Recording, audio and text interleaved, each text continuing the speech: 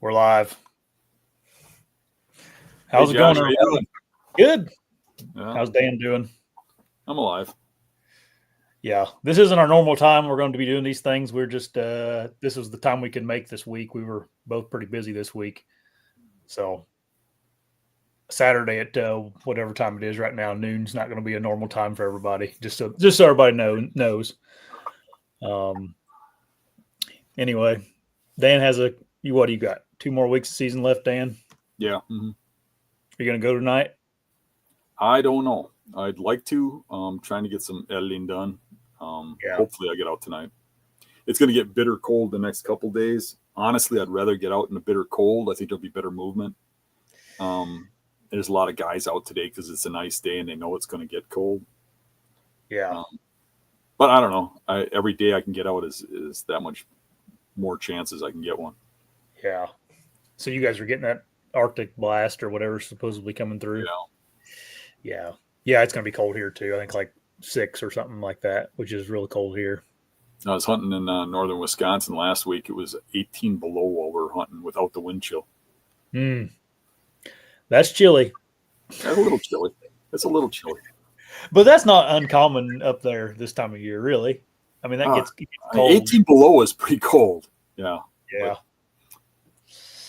Yeah, but you guys have negative degree temperatures every year, don't you? Yeah. Mm-hmm.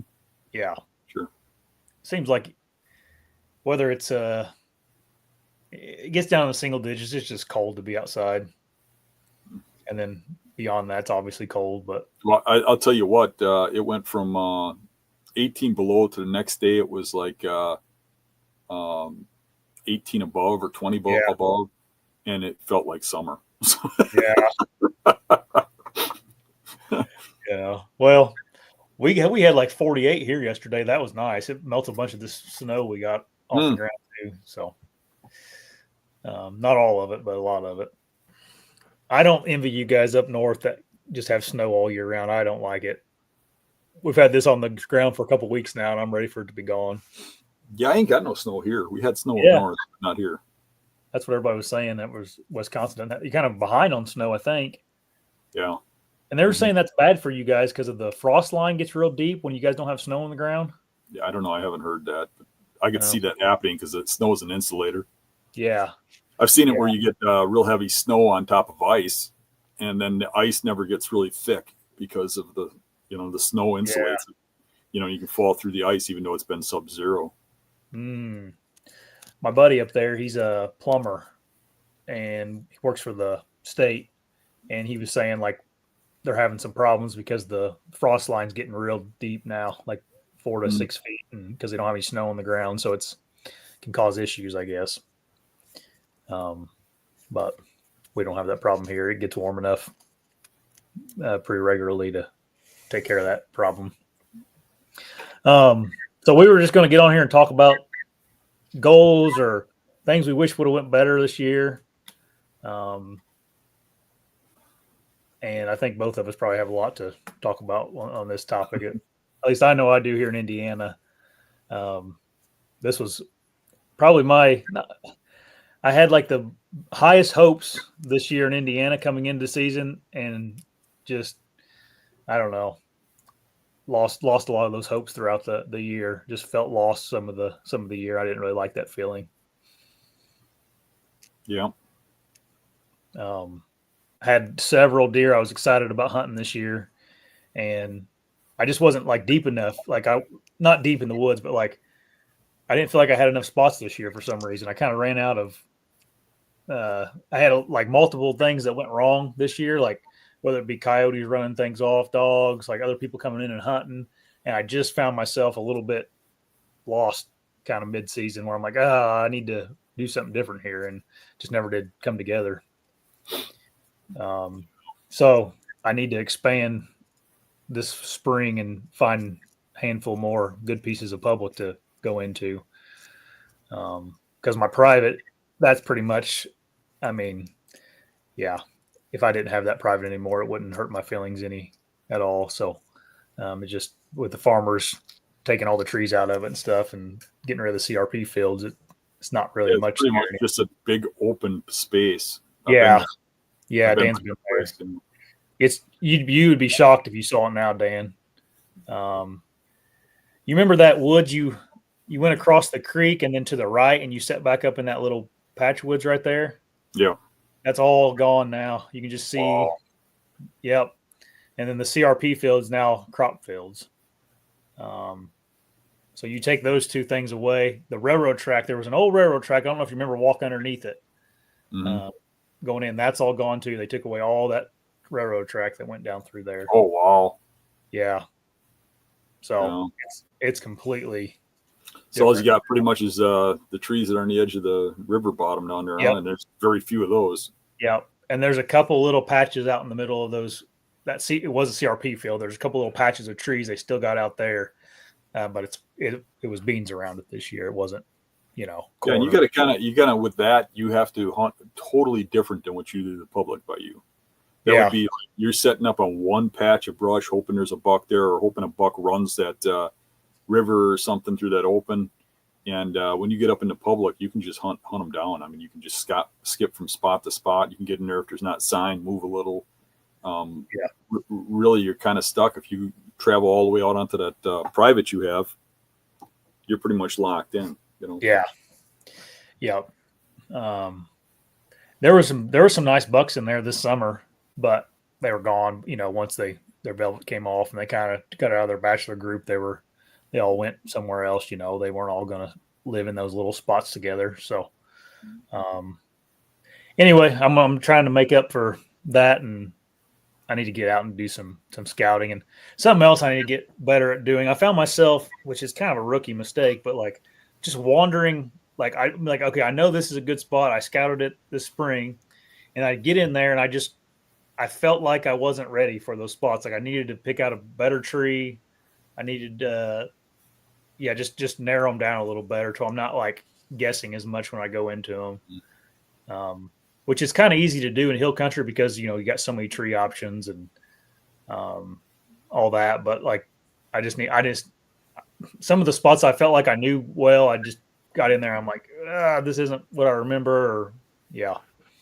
So there's a lot of that going around this year. I did pass a really nice 6-pointer that I probably should have shot. He's an old deer. I actually got a couple pictures of him here late season. He actually made it, but he's been around for a while. I've gotten him on camera a couple times over the years. But I was after a couple different bigger ones and didn't shoot him. And then I got a picture of him in January, and I'm like, oh man, that deer looks pretty good right now.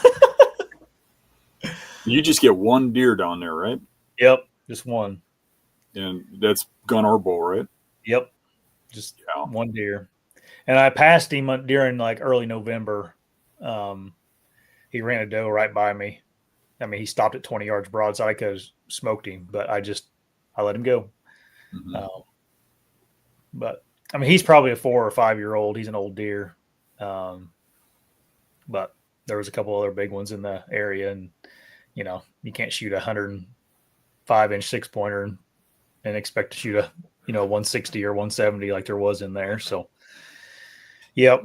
But it was a cool deer. It was a cool encounter. But that's the only real good encounter I had in Indiana on a mature deer at least.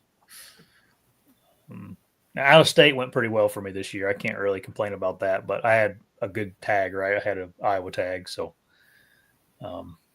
that's not surprising. What about you, Dan? Well, I was a little disappointed in the season. Not that I'm disappointed. I mean, I went out there and I hunted hard and I got into my stuff. I think the biggest disappointment was not anticipating the pressure and falling into the game of going to, the great spots. And if they're great spots, everybody else is seeing them too. And that just ain't working anymore. I really have to, if I want to stay in the game for the big bucks, really stick to the plan of going where people don't go. And I just have to find more ways to hunt the spots where them things live, where people won't go after them because of the terrain and because of the tree cover and stuff. And that's where I'm going to shoot the bigger bucks. And I'm going to see a lot less deer doing that. Yeah. I already hunt those areas. I just don't hunt them as much as what I think I need to start doing. I've always had these like fallback areas where I could go in and I could really quickly get on something, in the 140, 150 range. And I can't do that anymore. You just go into those areas and they're littered with trail cameras. And if there's a buck there, they're littered with guys. If there's not a buck there, you got it to yourself. The cameras tell everybody where the deer are. So it's kind of tough. I actually do better on these big swamps and stuff when you start seeing a million cars showing up, because that means that there's something in there that those people are seeing on camera. You actually, instead of going away from the pressure, it's 180 to now you go towards the pressure, because the pressure means there's one there, because everybody's got cameras and everybody knows where these deer are. So it's a combination of things. I got to follow the pressure, and I got to follow going into the spots where it's so hard to hunt. It's, you spook a lot too. You go into those areas and you're more likely to blow the hunt than to make the hunt. You're more likely to get picked off in a tree that's the size of your wrist around than you are, in a woods, right? But you got to get the buck to go into the woods with a million other people in there. So it's really about, for me, sticking to the plan of really determine where those deer live, and regardless of what I got to face, finding a way to hunt it. Yeah. Yeah, you said something there. It's like sticking to the plan. Like, that's something I feel like I did poor about this year. Like, I had these places scouted out, and I went in there and I would get indecisive and kind of fumble around in the woods a little bit too much. And that's what I meant. Like, I need to have a better plan going in, whether that be I need to go to this tree and this, and on this route. And I got to do better this year at that. I don't know what my. Go ahead. I was going to say that one thing that you said stuck out to me too. You said something about making sure you have the tree picked out and knowing where you're going and stuff. And that's hurt me in the past a few different times. However, I often do go in and pick a tree the day I'm hunting. But my best kills are out of trees that I've pre-picked. Yeah. Pre-picked, I've gone up them. I'm kind of seen where I got to shoot. Not really hunted them before, because it's usually the first time hunting. But in springtime, when I'm out looking around, really fine tune it to one or more trees. And I don't think it hurts you to fine tune it to more than one tree in case something changes or, something's going on. Yeah. One of the other problems is you get up those trees and you look from the ground, you go from the trails and you look back and you're like, that's the spot I'm going to be. That's the spot I'm going to mark. And when you come back in the fall, brush cover grows them in, that you couldn't see because there's no leaf cover at this time of the year. So you really got to look at every little twig and everything when you're doing that. But it's so critical. I mean, you can't get in there and saw limbs. You can't get in there and make noise. You can't, when there's a deer 50, 60 yards from you, or like in the hills, you probably got them a little further away, 100 yards, 150. Yeah. But they're just over the hill or something. You break a branch, you climb too high, they're going to see you. So having a good plan and really understanding that plan for when you go in and having the timing down is critical. And it sounds easy for me and you to discuss that, but it's not as easy to actually do. I mean, you really got to get your timing down. You got to know what time that deer is going to be there, and not spook it before and not come in too late. You kind of got to get it down to the week, get in there on the day he's there, and execute. And even if you do everything right, there's a good chance that buck's not there that day. And you might get another hunt or two out of that spot. You might not, but your best hunt's going to be that first day. So you got to have a ton of those spots. You got to have a ton of different ways to hunt that buck if he's in that bedding area, because something can change. There can be a great acorn crop there wasn't the year before. There can be a great, corn crop there wasn't. Maybe this year they put in a fresh clover patch or alfalfa that's attracting the deer, and they just changed the way they go through, or a tree falls down and they change their trail. You got to be flexible, but still have a system down and have a plan. Yeah. And that was the story of my hunting this year. I had a couple of areas that were kind of just got blown up over the last couple of years that I kind of quit hunting, just from some people. And then, the good news is like, I do have pictures of some really big bucks here in December and January that made it. So I have hope for next year now, though. I got to go shed hunting and whatnot. Do you guys Wisconsin's completely different than Indiana as far as pressure and the amount of deer that get killed. Um, is it pretty rare for you to still be on something big this time of year, Dan? No, it's not. But actually, I'm not on deer like I usually am at this time of the year. It's a Yeah. little slow right now. I know where some exist, but I'm just not seeing them. I know they're there. I see sign of them, but I'm surely not spotting them. I drive around at night. I don't see them, but I know they're there. And it's just a matter of picking them off.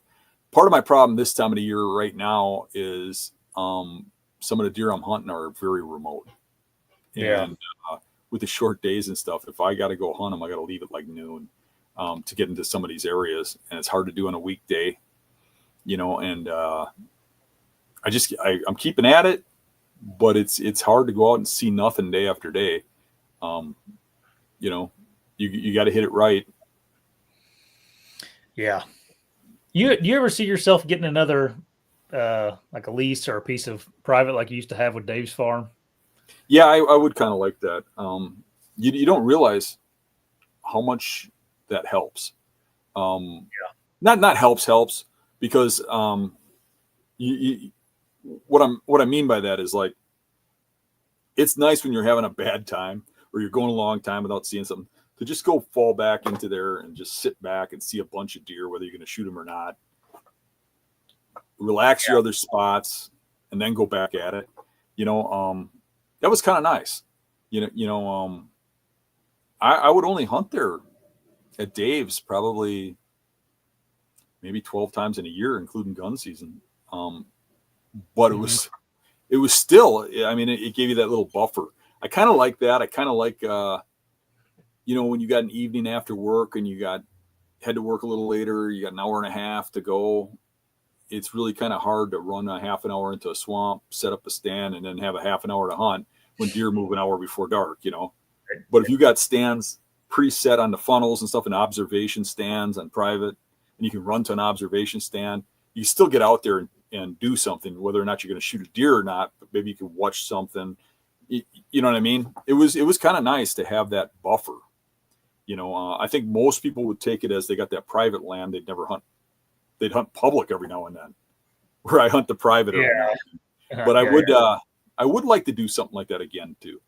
It would be kind of nice to have something that had a lot of deer on it too, where I could take friends or kids or something every now and then too, and put people on to deer. I'm more into that, seeing my buddies kill one when they're having a bad time than I am myself anymore. To me, I just want to shoot big animals, certain animals, and I don't know, something with age, I start feeling a little sorry for the things. Yeah. It's kind of weird, but it's true. No, I understand that. Like, I get it. I'm definitely more compassionate about deer than I was when I was in my 20s. Like, I get it. Yeah. To me, if you came up here and shot my target animal, I'd feel probably a lot happier about that than me shooting it, which is it's just the way it is. I mean, I'm strange about that, especially if I had a little something to do with you getting it. Right. Not that I would boast or brag about that, but just inside it'd make me feel good. Right. Right. It's a weird thing. When I was your age, it was all about me. And if you came out here hunting, I'd make sure that I got a deer that was an inch bigger than yours. Yeah. It was just the ego, pride thing. You know what I mean? Where I just that's been cut right out of me now. Yeah. And it's like, at the end of the day, helping people, or like you'll remember that kind of stuff, or someone else is going to remember that kind of stuff versus you shooting another 150-inch deer. Like, nobody's even going to care about that anymore. They don't care about that a week after it happens. That's the one thing I see in you that's different than me. I've known you for a while now, and when I was your age, I had a really strong ego, and it was all about killing that next giant buck, no matter what it took. Where you've been killing a lot of really big bucks. You don't even really talk about it. You don't seem to have that ego. You're just, like recording your journey and stuff. And I kind of like that, it's almost like you grew up a lot faster than I did. Yeah, maybe. I just don't know if I care as much. You know what I mean? I just don't, I don't know. I just like deer hunting.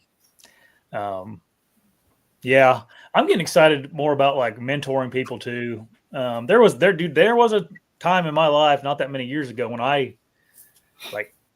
the less hunting buddies I had, the better, because I didn't have to tell them information, or just like I wanted it to myself, kind of thing.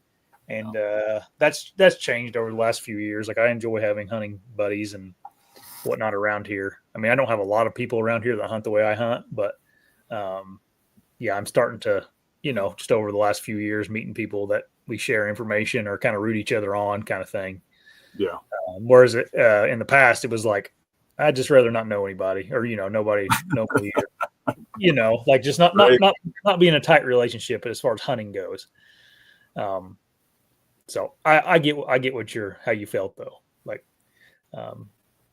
for sure. Yeah, but this next year, though, it's going to be a good year. I actually gained a little piece of private here right next to my house, which that's getting more and more important for me to have. Like, I have a lot of public around me, but it's all like a 30-minute drive, 20-minute drive. Like, for me to just like only have 2 hours, like you were talking about, I'm kind of starting to get a couple small pieces real close to the house where it's in, like, within a mile of my house, where I can just buzz over there and sit. Like, they're small pieces, so it's like you only got one kind of good spot in them, but at least I got a couple of those now that I've worked on this year getting. So I'm kind of looking forward to that next year. But there's still just a lot of big fields with, little bitty woods on them. What about gear, Dan? Did you mess up anything this year with gear? You need to fix? No, I probably got to add a new camera pretty soon. I mean, have a few incidents with the camera, where it doesn't turn on and you mess with it a little bit and it does. I beat that stuff up pretty good, and I should probably have a spare good camera. Yeah. And honestly, like with you, did I sell it to you about maybe 2 seasons ago? Mm-hmm. It's kind of a miracle it lasted that long. Right. You seem like you go through them, Yeah. I do too. I mean, I've been through a bunch of cameras. Usually I fry them out. I get them wet. Yeah. Yeah. I have learned that if you do dunk one or something, the best thing you can do is immediately take the battery out, open it up, let it drain, and then make sure it is completely dry before you ever put that battery back in. Yeah. And sometimes you can get away with it if it doesn't get too soaked or. Mm-hmm. Yeah. One thing I'm going to go to next year is I want to go back to just 3 fixed pins on my site. I'm going to go get like a nice, like a Spot Hog or something, 3, or a Black Gold, or just some kind of good quality site. And go back to just 3 pins, simple, 20, 30, 40. I tried to, like, one of those 2-pin sliders this year, and I took that off my bow because I was paranoid about it a little bit, just having the knob adjusted wrong or something because I did that a couple times when I was practicing. I'd like think I had it set at 20 and it was at 40 and shoot over the top of the target. So I ended up just buying like a cheaper 5-pin sight. But I don't know. I think I got to do something with my sights too. I got one of those Spot Hog sights on one of the bows. But when I used to use 1 pin, I had one of those gas lit pins that what do they call, Tritum or something like that. Yeah. But it has a gas in it that's lit and a bigger head on it. And I could see that okay. I'm having a hard time seeing my pins still, even with that lens in there. And so there's certain situations I can see them better than others. But I have been kind of just hanging the bow up the last 5-10 minutes of the season or of the day, because I can no longer shoot. And that's really not a good option, because I can think about how many deer I've shot in that last 5 or 10 minutes. So I gotta work on that this summer, fixing that issue. I wonder if you need like a bigger housing or something on your site. I don't know. Like, I just need new eyes is what I need. Have you ever went to the eye doctor? No. Never been to the eye doctor in my life. It ain't that bad. These glasses. If you never notice, I'm always wearing different glasses. Yeah. It's like a I go to the lost and found, and I pick through the glasses till I find some that kind of work.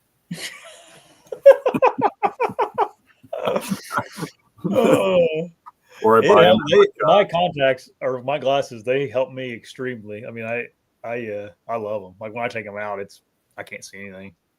But I have the opposite problem. Like whenever I have mine out, I can't see far away. I can see close still, but I can't see far away. So I can see my pins without them in, but I can't see the target. And then having them in helps that tremendously. Yeah, I'm about with Huck's eyes though. I'm about sick going to eye doctors. So I would imagine. Yeah, he seems to be doing pretty good. Oh yeah, he's fine now. He's good to go. Was that scary for him? Not until afterwards. He was pretty worked up when he came out of anesthesia. He was because he couldn't open his eyes. No.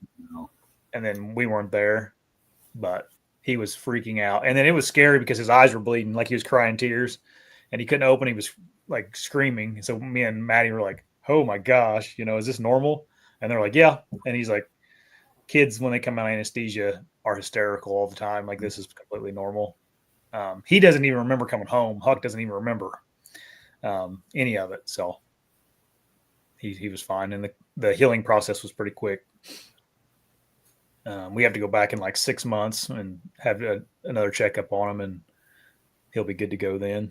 They got to wait for all the muscles in the brain to heal and the brain to take over, back over, readjust his eyes before they know if it needs to be anything else needs to be adjusted. But yeah. So yeah. Did you get the new Prime bow, Dan? Someone asked me. I don't have it yet. Supposedly I'm getting one. Yeah. Same. I don't need it now anyways because I ain't setting something up for the last 2 weeks here. No big hurry on it. I was happy with my Prime this year though. I liked it again. I've had them for, I think this is my 4th year with one, and every year I've been impressed with them, and they worked for me. So I can't imagine the new one being much different. It's carbon though. They got like carbon in some of it, I guess. Yeah. So should deal a little better with weather with all the cold carbon. And yeah. Another thing I got to think about is like my strategy with trail cameras this year. That's an ongoing thing with me with how things are changing so rapidly and how many of those things are in the woods now. I went scouting the other day to go grab a trail camera, and I found like 2 of them I didn't even realize were in the woods in the same areas I was hunting. I just didn't see them during season or something. And I'm like, golly, there's more of them around here, other than mine. So I don't know. I don't know if the deer, I don't know how they're reacting to them. Like, what do you think, Dan? Do you think there's going to be so many in the woods that deer are going to start to like learn something off of them? Or deer already learned something from cameras. I see them react to cameras constantly. And I think a lot of people haven't caught on to that. As a matter of fact, there's a post about it on the Beast. It just went up like today or yesterday. I just noticed it this morning about some guy put a trail camera watching his trail camera for a theft problem he had. Yeah. Noticed that the one picture taking a picture being caught on the other camera, that there, even though it's no flash, there's this huge flash. And then he'd have the picture like seconds after the picture was taken of the deer from the other camera. And there'd be a big reaction from the deer, And I've seen deer walk through the woods, look over at a camera, back up and walk around it.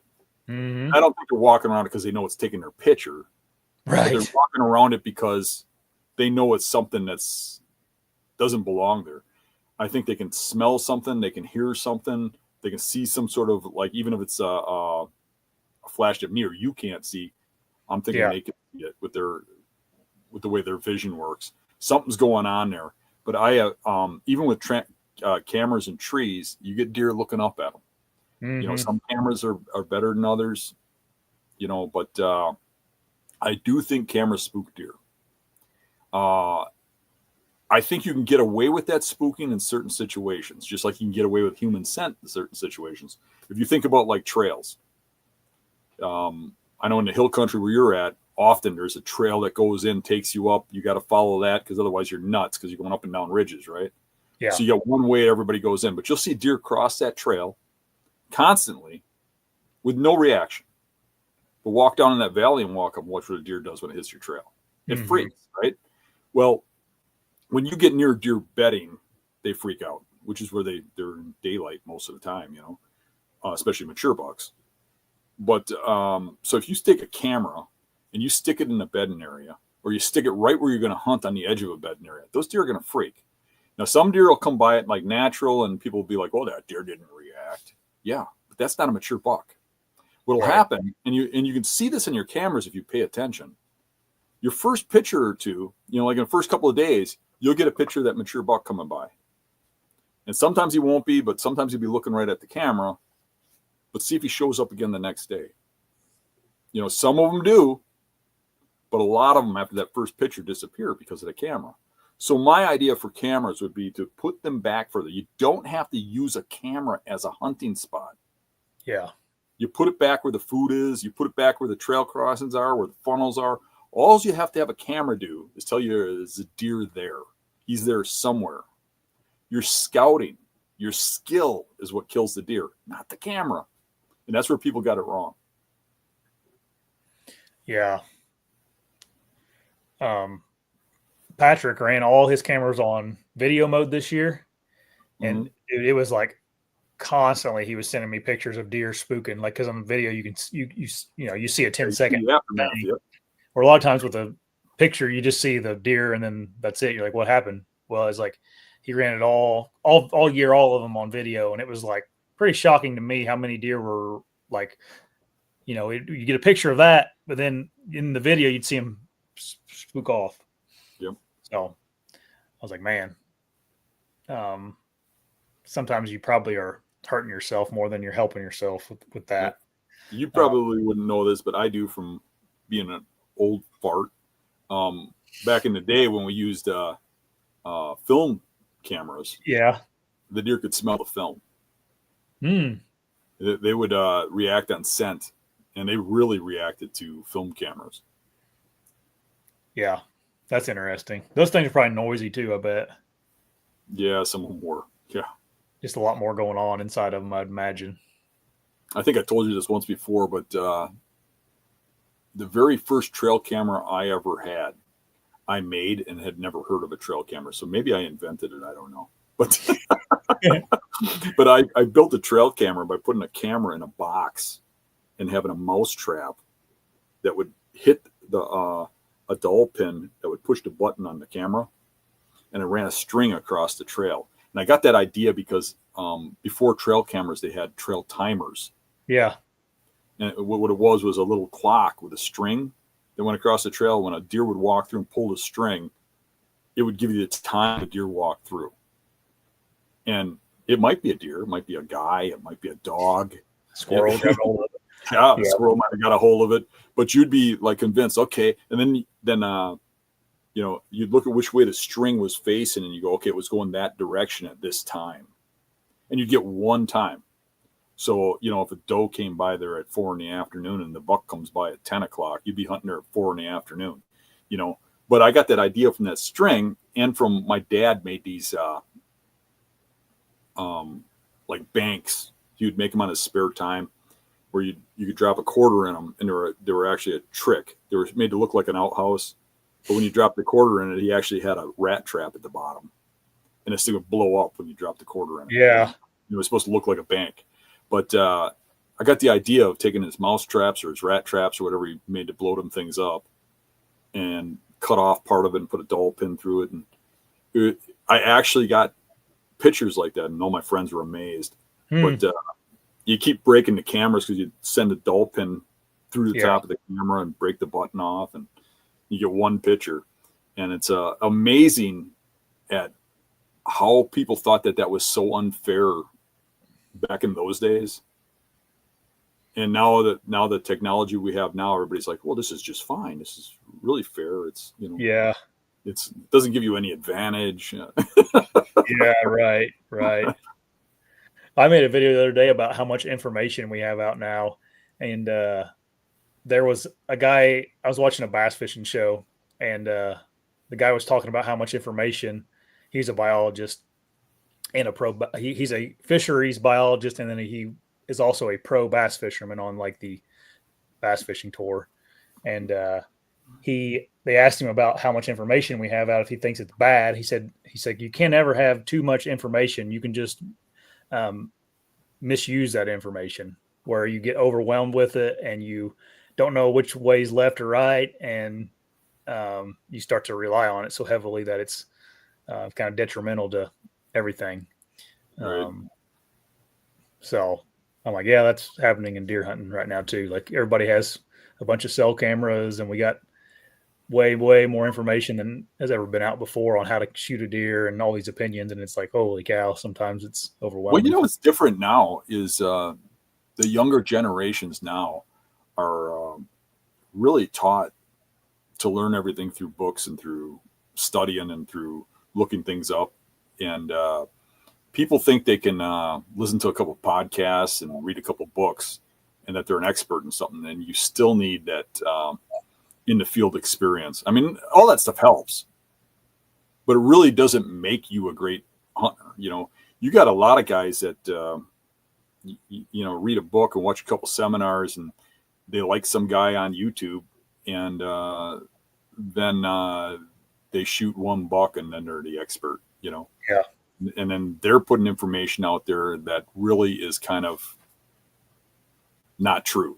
You know what I mean? Like they give their own little spin on it and they change some things to the way they think, but it isn't tried and true through killing deer. Yeah. And or it's not relevant to what you have going on in your life. You know what I mean? Right. Yeah. I mean, literally, if all I hunted was my little area in Wisconsin, that's a lot different than somebody hunting in Texas. Oh yeah. You know what I mean? Or even somebody hunting by you. Yeah. Or a big private farm in Iowa or whatever, whatever the case may be. Correct. Yeah. That's where a lot of our experts come from. They live in some place like Iowa and they have 500 acres of land, and they could go out just about any day and shoot a 2 or 3 year old buck. So it's easy for them to get 4, 5, 6, 7 year old bucks, and then they become experts. But it's really that their land just has that many deer, in a lot of cases. Yeah. Yeah.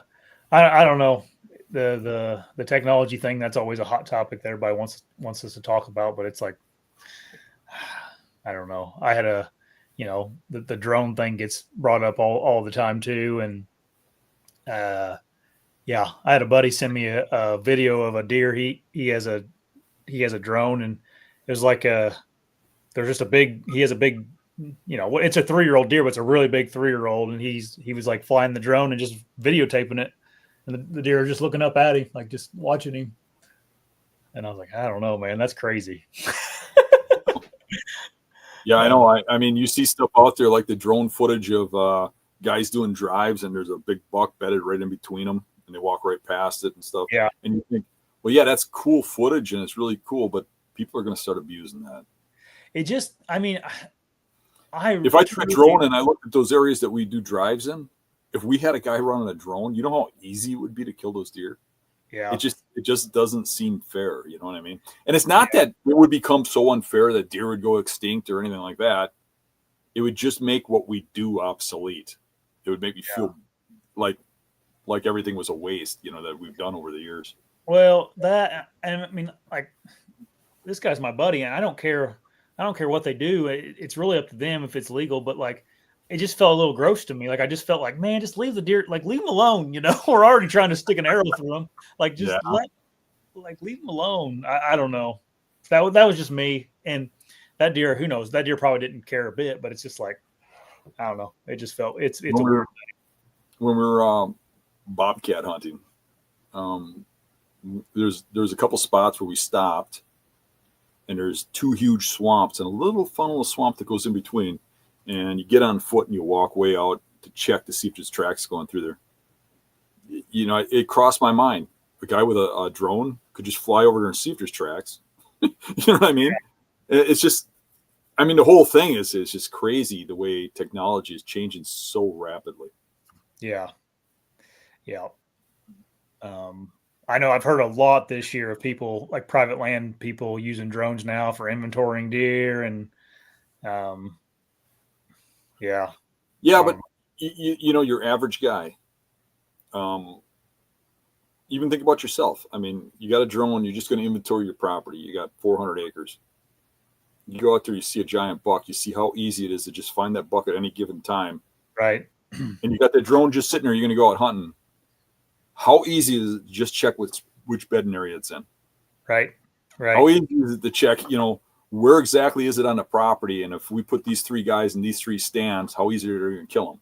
How easy yeah, is it for an outfitter on his ranch to go do that stuff before somebody gets there? They don't even know he's done that. In some cases, in some areas, the laws haven't caught up yet and it's still legal. Some places it's not. But how would you know the difference? It's private property. So, right, I mean, it doesn't matter if it's legal or it's not legal. It's already changed. The yeah, technology is already there. People can buy it. You can't outlaw somebody buying it. And as long as people can do it, they will. yeah. That's all there is to it. Another technology that's getting cheaper and better is like thermal imaging. Like, I mean, I messed around with some of that stuff that my buddy has for coyote hunting. And it's like you could literally crawl up somewhere and like take that thermal scope and like find deer in front of you. Like, Mhm. you know, it wouldn't be that hard to do. You know, you I could see went, them 200 yards in front of you or something, and yeah, you're banging. coyote hunting. I've noticed that you can see a raccoon 400 or 500 yards away in a tree and make out Yeah, it's a raccoon. It's like, yeah, holy crap. That's yeah, crazy. And you'd be walking through the woods and you put the scope up and look around and there's a deer 10 yards from you laying in a bed and you wouldn't even have known it. You know, they don't seem as scared of you at night, but no, yeah. I mean, those thermals would work during the day though too, wouldn't they? I mean, I don't see why they wouldn't. You can use them during the day. I have I never guess. tried it, but maybe. Yeah, it's just I've only heat. used It's it just for giving off coyote. different heat profiles that it's picking up. So, I think uh, that's part of the reason they can find them so easy with the drones. I think the heat sense, yeah, thermal stuff. Yeah, yeah, even yeah, during the day. Yeah. yeah. So, um, yeah. And I used to have the attitude of like the stuff's so expensive. It's like there's not that many people have that are going to spend 30 grand on a drone. But then it's like you come to find out, like actually there's one that's like 5 grand now. Hmm. And it's like, well, that's, so there's people that would spend that on that kind of stuff for sure, like normal Sure. guys. Uh, so uh, I don't know. I'm not the hunting god. Like I do whatever you guys think's right, Right. Yeah. That's the thing too. You got to live with your own morals, your own ethics, and your own beliefs. Yeah. As long as you're following the laws, it's not my business to tell you what to do. Yeah. I just worry about me. You know, Right. and when I'm saying this, I'm not saying that people are doing this are wrong, they're bad people, or anything else. I'm just saying that for me, um, it just kind of erases everything that I've done, all the work that I've done, all the education I put out there and stuff. It just kind of goes away when you can just press a button, and it's almost like ordering up a deer at the drive-through. Yeah. It's supposed to be hard. It's supposed to be difficult in my eyes. It's Right. supposed to be something you work for and you achieve through working. It was one of the last remaining things you couldn't really buy. You had to go out there and earn it. And it's you could go to a ranch and buy it. You could buy a pet deer or something, but you couldn't buy being a good deer hunter and getting it done on like public land basis, traveling around and stuff. But now you can. Now there's ways that people can get around it with technology. And there'll probably Yeah. be more in the future. Yeah. Yeah. Something else is going to pop up that isn't going to be fair, and drones are going to be like the norm. Right, right. Uh, just like you're talking about the tripwire trail cameras that Yeah, weren't we fair. never, you think we never dreamed that there'd be a camera that would send a picture to a phone. You know, our phones had cords attached to walls when we were kids. Right. I never dreamed you'd carry a phone in your pocket. So I Yeah. kind of laugh when I'll have young guys tell me it's irresponsible not to take a phone with you hunting. And I'm like, what? For safety reasons. Safety reasons. Hunting is like the safest thing there is. I was just looking this up the other day for an argument I had with somebody, but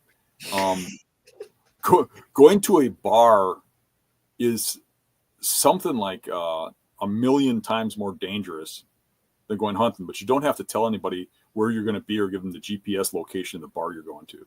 Yeah. But if you're going hunting, oh my God, if you don't tell somebody where you're going to be at, and really, it's safer than going to a baseball game. It's safe. It's like a 500 times safer than driving down the street. But I got to have a phone on me. I got to be able to call somebody if I'm hurt, or it's like, yeah, just stupid. Yeah. There's my rant. Sorry. The phone thing is, I saw a YouTube video. I was going to remake it for the hunting industry the other day, but it was a guy that was like joking around. He's acting like he went back to a flip phone, because he wants to be more minimalist. And he's like, I solved all my problems. And he goes ahead and like pulls out like a notepad. He has like all this crap in his pockets to make up for everything his phone does, like he had a thermometer to keep track of how cold it was outside, and a Jeep or a compass, and he pulls out this big map out of his pocket, and it was pretty funny. But phones are a piece of technology that, holy cow, that's probably helped us more than anything in the hunting industry. Is phones, Yeah. would it be because of real-time information from cell cameras, or your mapping softwares, or whatever. Just the thing that's killed the most deer out there is not a phone, a drone, or a camera. It's the apps on the phone, the mapping apps. Yeah. That's killed more deer than anything. It's given people the balls to go out into the woods. Yeah. It used to be everybody was afraid of the wilderness. If you got really remote, you're going to be fine. Nobody would hunt till dark. They'd be afraid of making it back to their truck. We're now Onyx and Spartan Forge and those apps have made it so that these people can go out there, find every nook, niche, and nanny, and they know whether they're on public or private. They can see where there's a little corner that they can go off to. Some of the spots I had that were really good back in the day were spots that it looked like the public just went straight, but there was a jog. Yeah. And I could get into a spot where nobody really hunted, and it was like having my own little place. But now everybody knows about those spots. That Onyx has killed more big bucks than anything. Yeah. Yeah, that the point of it's supposed to be hard, that's something that I feel strongly about as well. Like, I'm just like, wow, why is everything in general in the world, everybody wants to make things a little bit easier, some things I get, but it's like, man, sometimes those hard things are what make life go around for you, or at least teaches you lessons. And I think with technology too, what's hard is, like, obviously in the hunting industry and in general, we have this problem of trying to keep up with the Joneses, right? Mm-hmm. And man, some of the Joneses are using every last piece of technology and money they have to kill a big buck. And it's like, you just got to set some kind of a line in the sand on how you want to hunt or what you want to be known as a hunter, and kind of not worry about all that other stuff, or not pay attention to what other people kill, because it's like, you don't really know anymore. You just don't know what people are doing to shoot deer. Right. But that's easier said than done whenever you're on Facebook and you feel like half the hunting community's killed a big buck. It's like, well, right. Yeah, maybe they're doing something different than you that you don't want to do, Right. And it's just not apples to apples. I mean, if you're in this for a competition, you're going to lose, because there's always somebody with more money. There's always somebody with better land. There's always greener grasses somewhere else. And, you might be stuck in a place that doesn't have great hunting. You can move to good hunting. But really, if you compare yourself to the people around you that hunt like you in the same area you hunt, and you're doing better, you're doing just fine. Don't worry about what anybody else is doing. And it really doesn't matter. You know what I mean? People get a little too fixated on size of racks, and that can be purchased. That can be, I mean, even guys like me and you, the difference is huge. I mean, every person, I'm not that much greater of a hunter than a lot of the people watching this show right now. It's just that I make sure I have enough time. Maybe they're better fathers and better husbands, and maybe they're better workers for their jobs than I am, where I put more into the hunting, and I have better results, and not necessarily better results in life, but with hunting. You know what I mean? So it's none of it's relative because it's not apples to apples. Yeah. Oh yeah. And whenever you're kind of not that I'm like super involved in the hunting industry by any means, but I'm in the middle of it where you hear stories or you hear about this certain person or that certain person. And then like some of these guys that are big buck killers, just like, I don't know if I want to be a big buck killer if that's what you have to do it, So there's always that too to think about. As you know, I don't hire a lot of outfitters, but Right? I recently looked for somebody that had an expertise in something that I don't do often, which is bobcat hunt. Yeah. And when I want to talk to well-known outfitters on the phone, I really didn't choose them based on how well they're killing cats, but I kind of asked them questions to kind of determine how I thought of them as humans. Yeah. Right. And, enjoy being with them. I talked to some people that I just cringed about being stuck hunting with. I wouldn't want to be with them, even though they're like top guides. Everybody's got their morals and ethics, and they're all different. Yeah. Yeah. Yeah. I think if you'd be ashamed to tell someone how you killed a deer or what you used to kill it, like that's probably where you need to, draw the line. Not that you have any obligation to tell someone how you did anything, but it's like, if you feel bad about it, that's where your morals should start kicking in. I don't know if feeling bad about it's a bad thing. I feel bad about a lot of the stuff that I kill. Yeah, but I meant like to the point where you're dishonest about it. I think there's something going on there.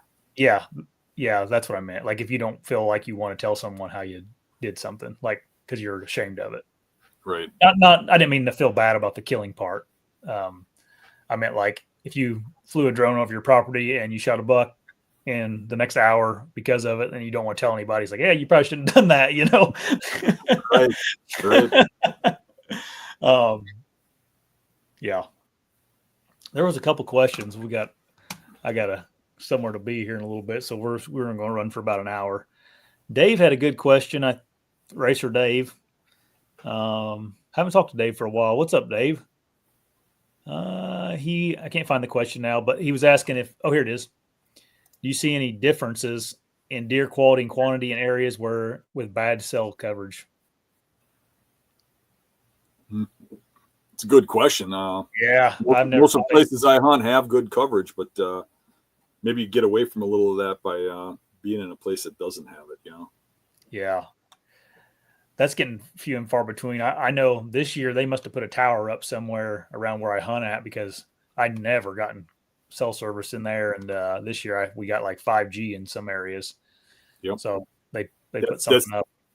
That's exactly true because where I bear hunt in Minnesota up by the Canadian border, we never could even use our cell phones. We couldn't even call home or anything. There was one spot on this giant hill where if we stood in the right spot, we could call home. So we'd go there once a day and call home. Now, the last time I went there, we were able to run cell cams. We were able to text each other from stands, and not every one of them, but every year it's getting a little better everywhere. They're putting up those towers everywhere. So that's kind of going away. But I think sometimes in areas like you're at, you might have that a little better because the hills block a lot of that coverage. So guys can't have cell cams in certain areas in hill country, like down in valleys and stuff. And that might help. Yeah.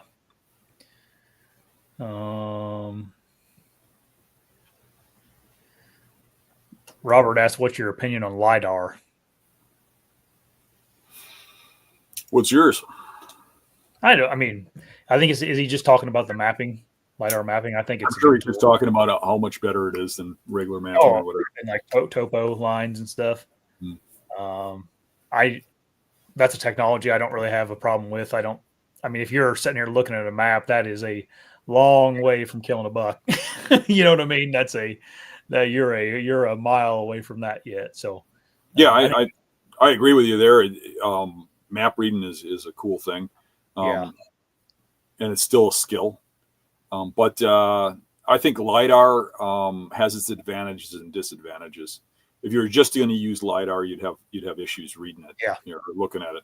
But to be able to go back and forth and to use that with your other mapping stuff like your satellite view and your topo view and stuff. It can be very helpful, and it can show you things you can't see on satellite. Yeah. Yeah. LiDAR's actually been out for quite a while too. I mean, that's not nothing groundbreaking per se right now, but people are commenting on the crossbow stuff about technology. He said there's a guy, this big bad wolf. He says there's a guy, his buddy has a crossbow that aims for you. He probably has like a Garmin sight on it. Have you seen those, Dan? Those Garmin sights that has like range finders incorporated in it, and then you just like hit a button on the deer, and then it puts the dot where it needs to be. Yeah. They're illegal in a lot of states. Some states you can't have that much. You can't have batteries or whatever on your site, or you can't have any electronics on your site. Yeah. And yeah, the crossbow thing, like, yeah, I get why people have a problem with them. I like it like my dad's an example. Like he wouldn't. The only reason he was really archery hunting much was because he could use a crossbow because he has a problem seeing with his compound or just had some issues with it. And I wouldn't have been able to hunt with him a few times because he wouldn't have been able to use a crossbow. Yeah. I think people get a little too worked up about it because literally they're just hunting just like you are. And I can think of a lot of examples why crossbows are a good thing. Yeah, I mean, they kill a lot more deer for sure. But I can think of at least a couple people I know, more than two, 3 or 4 people I know that use crossbows that used to use bows, that used to wound 3 or 4 deer a year with the bows, and now they shoot one. Yeah. And kill it. They'd shoot 3 or 4 and wound them, and then they'd kill one. And a lot of the ones they wounded, they killed but never found. Or found them later, but they still killed a deer in between time. But then they go to a crossbow and they're killing deer. So, I mean, for me, I don't have any kind of passion to use a crossbow. I really don't. I like using the compound. If I were going to do anything from the compound, I'd probably go a little more traditional recurve. Yeah. But that said, I probably too wound more deer because I'm doing that than if I used a crossbow. So I'm probably killing more deer with my traditional compound bow than I would if I was using a crossbow because I'd kill more effectively because I do wound a few. Like it or not, I've had issues with my eyes and stuff, and I've wounded a few deer. Where I do believe with a crossbow and a good scope, I'd put the arrow where it belongs to be, and I'd kill the deer. Now, there's going to be a lot of people that get mad at me for making that statement, but it's true. Right. I know so many people that were wounding a lot of deer before they went to a crossbow. And if you want to say the crossbows are killing more deer, I don't know that I agree with that. I believe that they're more effective at killing when they get one in front of them, but then they're done. Yeah, that's a good point. I think it's all just in your intent, right? Like, there's guys my age that are perfectly healthy that use them. The only reason they want to use them is because they want to kill bigger deer. More deer, yeah. Mm-hmm. But the truth is too. I mean, if you have plenty of deer in your area, what's with the hatred? Who cares? A lot of people don't realize too. Like sometimes if deer hunters don't kill deer, there's other organizations that are going to take care of the deer for us if we don't kill deer. Correct. So it's really a numbers thing. They're trying to keep the deer at a certain population. You want more deer? Argue with your DNR to raise the population. That's a losing battle because the DNR are in a lot of states do not care about the people that are supposed to be their bosses, which is us. They care more about what they think they should do state-wise. Like in our case, a political party runs our DNR, and they want to run it by numbers so that they have less car accidents and such. Yeah. Instead of, maybe lower the speed limit because we like deer more than we like, But anywho, it's really it's a regulation tool to kill deer. And if somebody's killing deer, I think the only real reason people have so much hatred towards crossbows, honestly, is because those guys are killing bigger bucks than them. And this is not supposed to be a competition. Who the hell cares? They shot it with a crossbow. It's like comparing yourself to a rifle hunter. Who cares? Right. Worry about number one. Worry about yourself, what you do, and your ethics and your morals. Yep. And I have a buddy. I'm not going to say his name because I don't think he'd want me to, but he's very involved with some of the politics and deer hunting in some certain states. And he's told me on multiple occasions, he's like, man, if we don't start shooting more deer, they are going to get taken care of one way or another. He's like, it's like the states are over it, and they're taking some action here in the near future on the deer populations. What they did in Wisconsin with the CWD thing was they thought, hooray, we got CWD. It's not like it was a bad thing for the DNR. They were like, this is awesome, because they could not get hunters to go along with killing numbers. So they made all kinds of studies and stuff that went their way, regardless of what, and a lot of it was bull crap, what they were telling us. And then they were able to just bring in sharpshooters. They were going to shoot them out of helicopters. When they first started that, you wouldn't have believed the piles of deer they had dead, because they were trying to get to a certain number. And really, who we had in office at that time, his objection was to totally exterminate all deer in southern Wisconsin. Yeah. To eradicate them. And he would say, we got to eradicate them to save them. If you like deer hunting, you're going to want to kill them. And people went along with that. What did they think? How do you think you're ever going to get them back? CWD is here forever. You bring new deer back, they get it. And you kill the 27% that have a gene that stops them from getting CWD. Yeah. It's just, it would be like the flu goes around and everybody, like 10% of the people are getting the flu, like COVID, and they're dying. Well, let's kill all the people so nobody gets COVID. Yeah. It's just stupid. The whole thing is stupid. But it's a numbers game, and they'll use anything they can, like your friend told you, to get the numbers down. If they got to use sharpshooters, I mean, there's before Walker got into office and changed some things, they used to take here, and any community that wanted to get rid of deer and didn't want hunters, they'd bring in sharpshooters, put piles of bait where hunters aren't allowed to use bait, but the DNR can. And then they would whack deer over these bait piles at night with spotlights. Oh, yeah. And they would try to keep it quiet, but they would do that. And if you got a problem with deer and you're not allowing bow hunters to come in and take care of it, you got no reason to have a rifle hunter in there. If the problem ain't bad enough, you can't have a bow hunter in there. In my eyes. Right. Yeah. Yeah, it is what it is. I was just told by someone that we got to start filling doe tags, or else they're going to start filling them for us. You don't even have enough deer. Your population is so low, that's ridiculous. I know. And here we got 3 times the number of deer you got, and I think our population is way, way too low. Yeah. I'd like to get up there where like Iowa has. Yeah. Yeah, I can't wait to go back to Iowa again. I'm thinking about putting in for their muzzleloader tag. You get a lot faster than a bow tag. Yeah. All right. I got to get off here, Dan. All right. Thanks, everybody, for getting on. There was one. Workshops. How you looking on? Yeah, we still have openings on, I think it's the 23rd of February, if anybody's interested. And I think...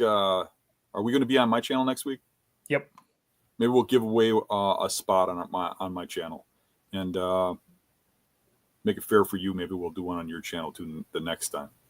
Okay. Because I got a few spots there that I can do that with. I got some room on February 23rd. Perfect. But if anybody's interested in booking, send me an email, thehuntingbeast@aol.com. But it would be for the 23rd is what we have openings left for, unless somebody cancels. Yep. Thanks for getting on, everybody. I didn't do an ad read or anything this week. So just go down in the description, and if you guys need some gear or something, and there's some discount codes for you. And yeah, that's it. Thanks for getting on, Dan. Oh, I guess if you're here and don't realize it, but me and Dan are going to start rotating. We're going to do this every other week, rotating channel. So next week, like he said, we'll be on the Beast, and then the week after that on here, and so on and so forth. And I saw some people comment. I mentioned this earlier, but this isn't a normal time. This week was busy, so we just got it in when we could. So Tuesday nights are probably, like Steve said, at 8, usually when we do Dan's, and we'll probably just try to stick with that as close to we can. Obviously, our life doesn't completely revolve around this show. We got other things going on, so it may move back and forth a little bit. But we'll try to announce it on Facebook or somewhere a little beforehand. So thanks, everybody. Bye.